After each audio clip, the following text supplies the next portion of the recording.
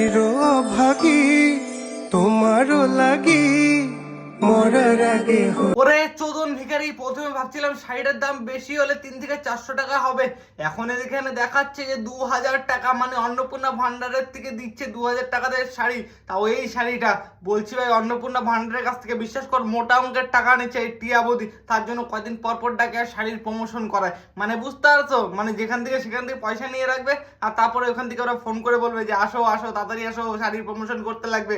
পয়সা নিয়ে ভাগবা নাকি তোমরা? ভাগতে পারবে না পয়সা নিয়ে, কারো পয়সা কেউ কোনোদিন মাইরে ভাগতে পারে না, তোমরাও পারবা না।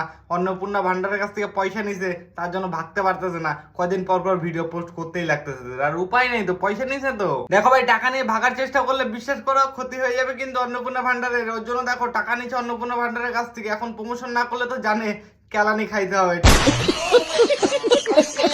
ঠিক বললাম তো? সাবস্ক্রাইব করে পাশে থাকো, তাহলে ফুল ডোজ ভিডিও আসছে।